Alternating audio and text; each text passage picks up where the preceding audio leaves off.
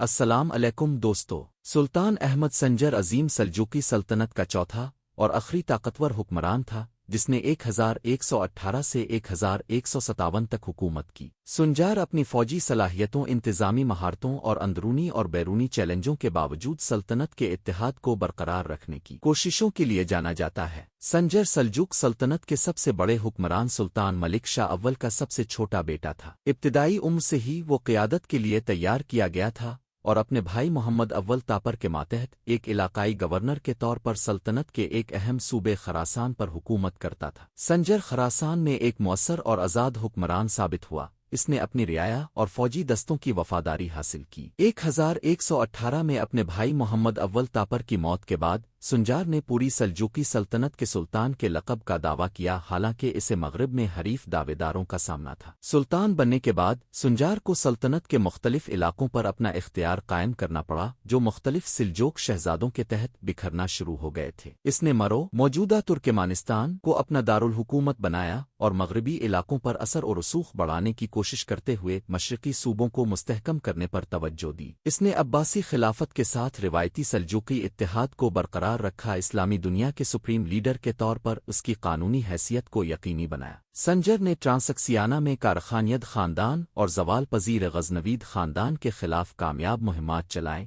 جس سے وسطی ایشیا پر سلجوق کا کنٹرول مضبوط ہو گیا۔ اس کی فتوحات نے اسے سلطنت کی مشرقی سرحدوں کو وسعت دینے اور محفوظ بنانے کی اجازت دی۔ 1141 میں سنجر کو وسطی ایشیا کی ایک ابھرتی ہوئی طاقت قراقیتئی کی طرف سے ایک بڑے چیلنج کا سامنا کرنا پڑا۔ کٹوان کی فیصلہ کن جنگ میں سلجوق فوج کو بھاری شکست ہوئی، جس کے نتیجے میں ٹرانسوکسیانا کا نقصان ہوا اور وسطی ایشیا میں سلجوق کا اثر و رسوخ کمزور ہوا۔ اس شکست نے سلجوق کے ناقابل تسخیر ہونے کا بھرم توڑ دیا اور حریف دھڑوں اور بیرونی دشمنوں کو حوصلہ دیا۔ خانہ بدوش اوغوز ترکوں کے ساتھ کشیدگی کی وجہ سے سنجار کا دور اندرونی عدم استحکام کا شکار تھا، جو سلجوق کے علاقوں میں آباد تھے۔ 1153 میں اوغوز نے سنجار کے اختیار کے خلاف بغاوت کی اور اسے تقریباً 3 سال تک قید میں رکھنے میں کامیاب ہو گئے۔ اس کی قید نے اس کی پوزیشن اور سلطنت کی مجموعی طاقت کو بہت کمزور کر دیا۔ فوجی ناکامیوں کے باوجود سنجار کو ایک مؤثر منتظم کے طور پر جانا جاتا تھا۔ اس نے نظام المالک جیسے سابق وزیروں کی اصلاحات سے متاثر ہو کر ایک انتہائی منظم حکومت کو برقرار رکھا۔ انہوں نے اسلام کی حمایت اور علماء اور مذہبی اداروں کے ساتھ قریبی تعلقات برقرار رکھنے کی سلجوقی روایت کو جاری رکھا۔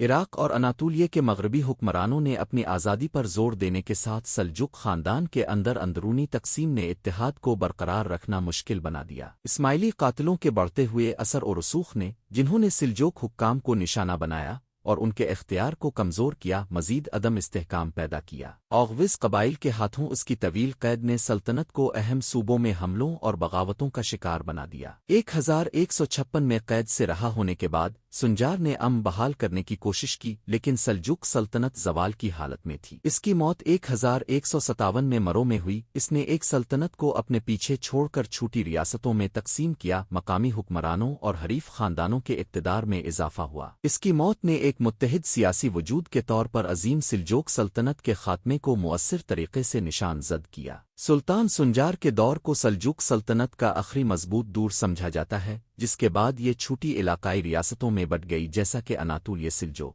جو اناطولیہ میں زندہ رہی اور پروان چڑھی۔ خوارزمیہ سلطنت، جس نے آخر کار فارس اور وسطی ایشیا میں سلجوق کے علاقوں کو اپنے کنٹرول میں لے لیا۔ عباسی خلافت، جس نے بغداد میں اپنی آزادی کا دوبارہ زور دیا۔ سلطان احمد سنجر سلجوق سلطنت کا آخری عظیم حکمران تھا، جو بڑھتی ہوئی اندرونی کشمکش اور بیرونی خطرات کے درمیان وسیع سلطنت کو ایک ساتھ رکھنے کی کوششوں کے لیے جانا جاتا تھا۔ اس کے دور حکومت نے سلطنت کی طاقت کے آخری دور اور اس کے ناقابل واپسی زوال دونوں کو دیکھا۔ اس کی موت کے بعد ایک زمانے کی طاقتور سلجوقی سلطنت ٹوٹ گئی، جس سے خطے میں نئی طاقتوں کے ابھرنے کی راہ ہموار ہوئی۔